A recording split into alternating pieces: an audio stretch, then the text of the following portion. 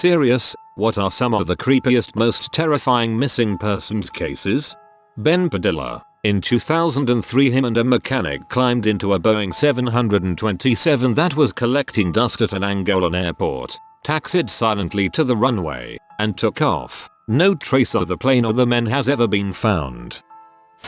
Kristin Smart went to a college party and was walked back to her dorm building by 3 students. One of the students had a black eye the next day, scratches on his hands and knees, and after Kristin was reported missing, cadaver dogs alerted on the mattress in his dorm room. He took the Fifth Amendment to every question in a deposition. Concrete work was done in his mother's backyard the week Kristin disappeared, and a family renting the house later that year found a bloody earring in the backyard. They turned it over to police, and the police lost it before the blood could be tested. Her body was never found, the guy was never charged, and he's still living free in Southern California.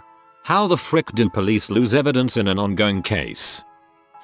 William Tyrrell, a 3-year-old boy who went missing from his foster grandmother's yard, who lives in a tiny town in NSW, ORS, in 2014. It's a very high-profile case in Australia, and has had a lot of attention this year due to a coronial inquest taking place, and the lead detective being taken off the investigation due to some alleged misconduct. It is such a frustrating case. The family situation is so complicated, and the poor kid already had a rough life to begin with. The Daniel Morecambe case is the one that's always stuck with me. I was in primary school when he went missing and in high school when they finally found him. My dad's roommate from freshman year in college was driving home. I believe he lived in Alaska and their college was in Maryland, so it was a very long car ride for winter break. According to witnesses, he picked up a hitchhiker after the dude begged him to give him a lift somewhere. Police found the car completely torched in the woods. No bodies were inside nor any signs of a struggle. My dad's roommate has been missing ever since, and the police have no leads besides the hitchhiker, who is also missing. There's one local to me in Australia. A 13-year-old girl called Bung was walking on a main road to school. She was literally never seen again. Happened around 10 years ago. How can someone literally vanish without a trace in this day and age? Andrew Gosden's disappearance is haunting. I live in the UK and there are still posters up for him 12 years later on my walk to work. It's very sad. Also, Luke Durbin had a Luke Caesar poster of just his eyes in most train stations for a very long time, which again was haunting and very sad. Both have been missing for a similar amount of time and both have the eerie last moment caught on CCTV footage. I guess I find them scary as they are local to me, i.e. the same country, and they could have been anyone. Literally anyone could just disappear from sight. Anyone could have that last moment on CCTV. It's terrifying. I just don't get how someone can disappear like that in a country like the UK. We have so many cameras and it's not like Australia or parts of America or Africa which have large areas of uninhabited land where someone could potentially go missing forever, either through foul play or just getting lost, or being killed by an animal. Very unsettling that it happens here. My cousin went missing for about 2-3 months when she was 12 years old. She was walking home from school and stopped by a store to buy something to drink. A man stood beside her and started talking her. She never made any contact with him and never answered his questions. When she got out of the store and walked fast when the guy went behind her and covered her mouth, he then went to a corner and gut punched her. He took her into a hidden house in the south of our city. He then sexually assaulted her multiple times. At that time no one knew where she was and no one found a body where she was last seen after a month. The police eventually pronounced her dead. After a couple of months, someone told the police about the hidden house they saw when they heard screaming and sobbing inside. She was found and the suspect was jailed. This isn't probably creepy, but it was really terrifying for my cousin. She is 20 now and still in therapy. What do you mean gutted? Natalee Holloway. I kid you not when I say I think about the Unsolved case at least, 27 times a year. There's so many conspiracies too. She's either in a shark's stomach, alive in South America hiding, somewhere trapped as a sex slave, or buried in Aruba. The day that Joran van der Butthole admits what really happened is the day that part of my brain can finally rest. Cannot imagine how her parents feel. Not one in particular. but reading a lot of the missing 411 cases from the national parks has freaked me out. I recommend checking them out. The ones that freak me out the most are the ones that are out in the middle of nowhere, either in the wilderness, deep in the country with no close neighbors, or driving on a long, deserted highway at night. The disappearance of Asha Degree. To this day we will still never know why she ran away from home or what caused her to do that. She had a good home life and her parents weren't abusing her. It's very strange the way law enforcement has recently been saying they have reason to believe she may be alive. Jodi Henriksen. She went missing on Bowen Island and the last person to have seen her was a friend of mine all through high school. It's not really scary, like she disappeared without a trace and still hasn't been found. My friend was heavily investigated. I lost touch prior to the investigation. It's mostly scary because sometimes I wonder if he did do it. Happened in Croatia. The news broke out 5 months ago. A woman disappeared in the early 2000s and her family reported that she went missing in 2005. The police went searching for her but soon the case was closed because they could not really do anything. There were not a lot of details or anything that could help with the search. Fast forward 18 years later, a family member of the missing woman was cleaning the basement and moving furniture, only to open a freezer and find her in it cut into pieces and put into separate plastic bags. She was in the freezer that they used beneath the meat and groceries that they ate for 18 bloody years. She was basically killed by her own sister. Mind freaking. Luke Jolie DeRocha, possibly one of the oddest disappearances. The guy went to a bar with 2 friends and he was denied by the bouncer because he was already on a booze. There's footage of him being denied entry and walking off in the cold winter. His belongings that were on him while at the bar were found at his apartment the day after, but not one clue aside from that has ever been heard of. It's been 8 years and it's sad to see his parents still setting up posters on every light pole from Sudbury to Muskoka. Please leave any info, anything. This happened a while ago, and it was solved, but it still irks me to this day. The Jessica Ridgeway case. I was young at the time, and don't remember much, but I do remember the time the Amber Alert went out. I was panicking and my mom told me I'm sure she's just at a friend's house. She'll be alright. A few weeks later her body was discovered not a 10-minute walk from my house, decaying and destroyed to the point where it took days for her identity to be confirmed. She disappeared 5 minutes away from me. It may not seem like much, but it terrifies me to this day that it could have been me or one of my brothers instead. When this happened, I walked my niece home from school every day until the school year was over. It wasn't too far from me either. I knew a couple people who went to school with that guy. Sucks the police didn't take reports of him being a creep beforehand seriously. In the Netherlands there was a case of a young girl gone missing. People organized a massive search party. One of the people helping out was a cop living next door. After days of searching they found her body buried in the garden of the cop. He helped searching with a straight face when he in fact abducted her, raped her, killed her and then buried her in his own garden. That kind of stone cold brutality of someone who is expected to serve and protect the public. There was a girl missing in a small village in Italy. Everyone knows the girl but none has seen her. The suspects are multiple people through the case from her best friend to her uncle. The girl found dead eventually, I think in the river of the village. The case was actually filmed to a series in Greece, and producers tried to make every episode to have as much details as every single day. I remember watching it and feel like I was living the real case. Karlie Guse, 16-year-old girl begins suffering some wild paranoia after smoking weed at a party. When her mom pulls up to pick her up she takes off down the road. She gets taken home and her mom made a voice recording of their convo, in which mom was telling her to eat and Karlie is obviously paranoid and kinda frantic, before sending her to bed. When the morning comes around, she's vanished. Multiple witnesses claim they seen a girl matching Karlie's description walking down the road staring up at the sky. She hasn't been seen since. Many conspiracies and strange circumstances surround this one. Kinda near where I live, there was a case of a missing 7-9-year-old girl. Her mother said that they were in an argument, so she went into a store while the kid stayed in the car, and when she came back, she was gone. Eventually, they found the body of the girl, strangled, by a river, with snow covering her. The real story also came out after some time that the father said that he didn't want a kid and would leave her if she didn't get rid of her. Spooky stuff, especially for Canada.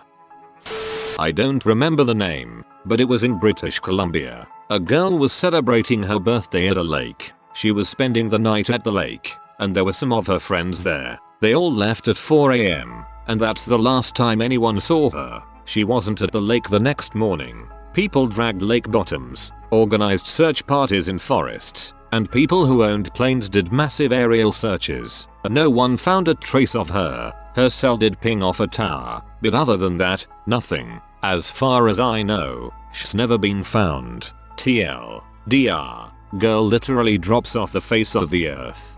Her name is Madison Scott. There was one near me at Crater Lake in Oregon. A kid and his dad got out of the car to take pictures or something, and the kid, I think was autistic, not 100% sure, took off running up a hill and the dad yelled for him to come back down. He didn't and then took off out of sight. Dad ran up the hill after him, not a high hill, and he was gone. A man on bicycle saw the whole thing. Forest rangers were called and eventually search and rescue. Snow and bad weather came in. No traces have ever been found of him. So sad. It freaks me out because it's close to me and 1 second he was there and the next gone. I've been to Crater Lake and this doesn't surprise me. The area is very remote. Morgan Nick. She disappeared from Alma, Arkansas, a small town right next to mine. She was 6 years old and playing and abducted from a little league ball field. Someone grabbed her and she was gone without a trace. Her mother has never stopped fighting to find her, and founded a nationally recognized foundation to help families in similar situations. I just wish there was closure or even some kind of explanation. It's been over 24 years now. It certainly threw our quiet community for a loop. I may not have scrolled far enough, but I'm surprised no one has mentioned the Laci Peterson disappearance, which inspired the book and movie Gone Girl. 8-month pregnant woman who vanished for months and months, until her body and fetus body washed up on a northern Californian beach. They were an extremely good-looking couple who had a happy exterior, and he played along with the investigation, until his unknowing mistress found out what was going on, and started working against him, with the police. It was probably more chilling to me because 1, she was from my hometown and lived about 5 miles from me, and 2, I had her as a substitute teacher a few times, and 3, my mom's friend was selling a boat, in which Scott Peterson came to look at, but ended up not buying because he needed the boat ASAP. Probably not mentioned because it isn't a missing person case but a solved murder. Terrifying case though. There was a guy who robbed this poor girl's house and stabbed her 27 times, I think, when he saw her walk in the house. Sad part was, she was in an ongoing call with her boyfriend when she got stabbed. Her boyfriend sped up to her house but he was too late. This happened in the Philippines and still an unsolved crime. Elaine Park. Also Mistress Richardson. They both happened in my city. For Elaine, Calabasas was the last place she was actually seen. Neither case has been solved.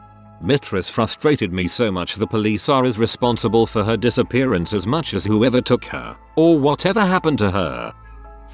The case of Bryce Laspisa. There is a really great Crime Junkie podcast episode on the case. He was this totally normal kid, but when he came back for his sophomore year of college, he started drinking and taking drugs really heavily and just acting really strange and sort of erratic. His friends called his parents concerned and finally, Bryce said to his parents that he had a lot to talk to them about. So that night he makes his way south to the town his parents lived, only 3 hours from his university. He should have arrived home late that night but he didn't. His parents call and track him down and he is in this little highway town only an hour away from where the parents lived. He apparently stopped because of car troubles. They get in contact with him and he says that he's okay, and he'll be home in a few hours. This cycle happens 3 or 4 more times. A couple of hours will go by. Bryce will say he is on his way, and then his parents call and he is still in the town. He does this until he has been in this small town for 9 hours, sitting in his car, for no discernible reason. He keeps telling them he is on his way but he never leaves the town. Finally, after police do a wellness check and confirm he's okay, he starts making his way south to his parents. The last time his car is seen is on a highway camera. His car suddenly goes off the highway and up a large hill towards a lake. Then the same camera catches him going up the same hill again an hour later, but this time at full speed. This time he crashes the car at the foot of the hill, right at the edge of the lake. With the position of the camera, they can only see him going up the hill, but not where he crashed. He is never spotted leaving the scene, and his body is never found in the nearby lake or any of the surrounding area. He left all of his belongings and no activity has been recorded on his social or his bank account since that day. There are reports of a homeless man in the area that looks just like Bryce, and many people speculate that he got brain damage in the accident, forgot who he was, and just walked away, but nothing has ever been confirmed. Scrolled all the way to the bottom and was surprised to see that no one mentioned the Sodder children. I just listened to an episode of And That's Why We Drink podcast that featured their story. Christmas Eve, 1945. Mrs. Sodder wakes up to her house on fire. She and Mr. Sodder grab their youngest, a baby, and flee the burning building. After they get outside, they realize that their older children are still in the house and attempt to get back inside to save them. Unfortunately, the ladder that Mr. Sodder kept on the side of the house was missing. They went to a neighbor and called the fire department, but no one showed up for several hours because apparently the FD was operated by volunteers who used a phone tree to reach each other, so by the time they arrived, the house had burned to the ground. The parents were distraught when the fireman explained that there was nothing left of the children, not even their bones. At first, the Sodders believed this, but eventually they hired a scientist, I believe, who explained that the type of fire that burned the house down was nowhere near hot enough to burn a body to ash. At this point, the Sodders hired a spy to find the kids. They learned that multiple people saw the kids after the fire. One woman even claimed to have served them breakfast on Christmas morning. Another spy was hired years later. He disappeared while checking out a tip.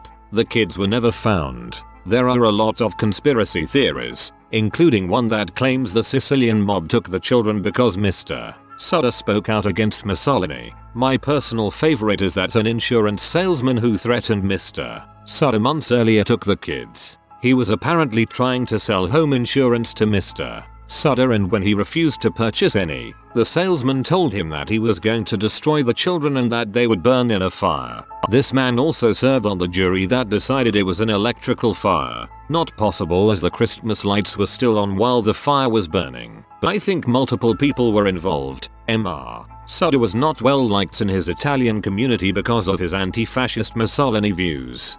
Yeah, this was a very interesting case. Thanks for the rundown. I also like to think that the insurance agent had something to do with it. It was very strange that he mentioned that the Sodders' house would burn down almost a year before it did. I remember the parents hired also disappeared and was never heard from again. We'll try to read more into this one.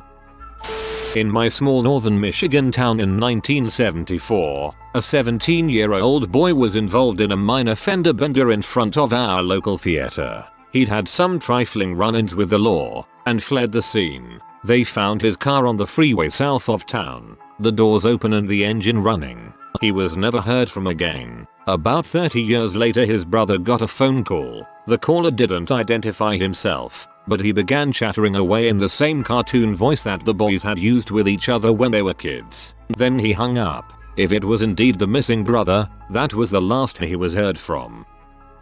All the airline disappearances are freaky. I'm still confused why they make the planes with the undercover buttons where they can't be tracked, especially Malaysian Airlines. I get it's such a big ocean to search, but you would think one day something would pop up. And also about the bit of planes that washed ashore still doesn't really help at all.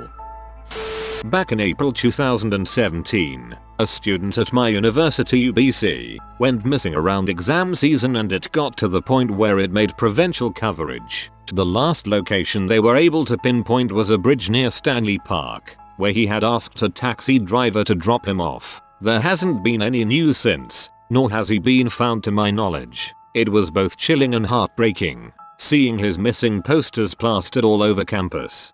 Exam season. Asked to be dropped off at a bridge. I mean, I hate to make assumptions here, but I would recommend you guys to watch BuzzFeed Unsolved Network with hosts Ryan and Shane. where they tackle mystery cases. It's pretty interesting though. Bet everyone will love it. The case of Dennis Martin genuinely makes me cry. It's a case of a young boy who was kidnapped in a national park. Basically he is taken and there is no clues as to where he could even be. No one knows what happened and the investigator put on the case to find him actually committed suicide. The father of Dennis said what happened ruined his life. When news reporters came to the father's house, one of them said this one won't make the air and he asked why. The reporter said since the park was a huge asset to the community it wouldn't pass into the media. And it didn't. Plenty of searches for Dennis happened but nothing ever showed up. It's thought that wild people that live in the parks took Dennis. One way that could have actually happened was that a family saw something in the forest. Apparently in the trees a man was holding something over his shoulders but ran away. I know I was vague but this still disturbs me a lot. The fact that the investigator killed himself. The idea that Dennis was abducted. Just everything is so screwed up.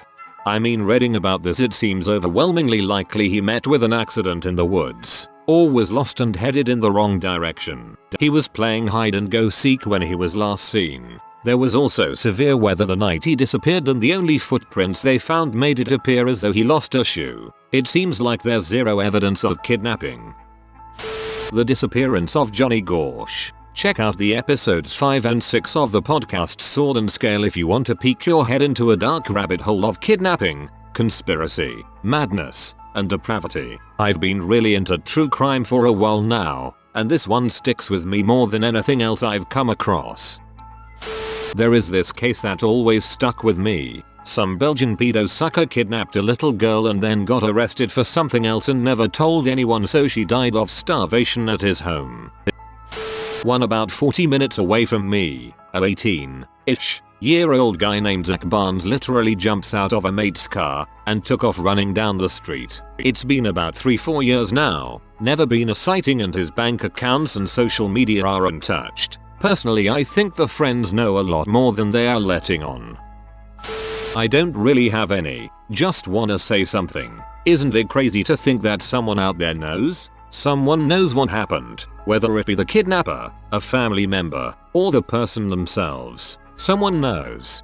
Exactly, and for many reasons they can't say anything. They could know about the disappearance murder kind of and they didn't think anything of it. They could know but don't want to say anything for fear they may get in trouble. They could know but this. They could know but that. It's scary to think about.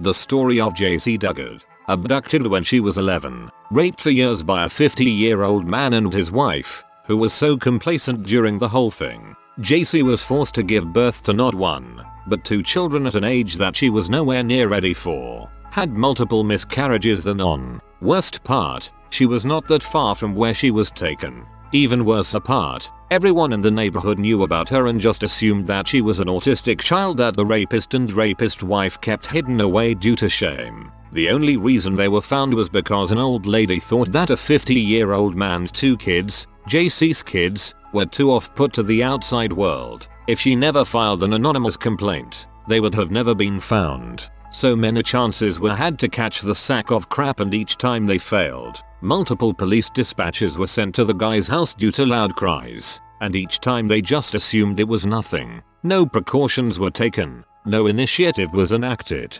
nothing. It took one paranoid old lady for anything to get done. It doesn't even end there. The police officers that were dispatched to the house multiple times ended up living in shame or dang near depressive grief. The neighbors were looked down upon for not saying anything. A few even had to fricking move due to the ridicule. Jaycee's parents got divorced over their daughter's disappearance, so she had to come home to a broken family. The rapist hung himself and the wife stayed loyal, calling Jaycee for luring her husband to the wicked ways or some bulls. Jaycee became an atheist, to my knowledge, as she believes no loving God would allow such a thing to happen to a child. This I only heard of as I have yet to find tangible evidence to back it up. Still fricked up to think about. She has trust issues with all men, and her daughters are still trying to adapt to a normal world. Overall, this case could have been solved within the first 2 years of it going down, but due to negligence, laziness, and incompetence,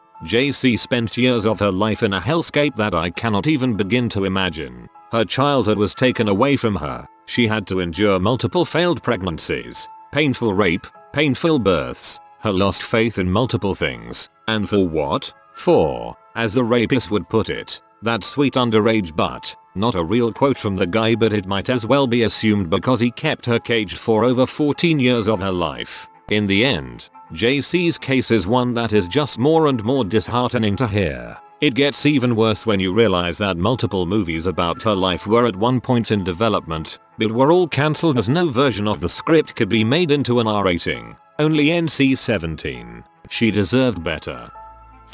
If you are new to the channel, you can subscribe. I publish new videos every day. Until then, check another video.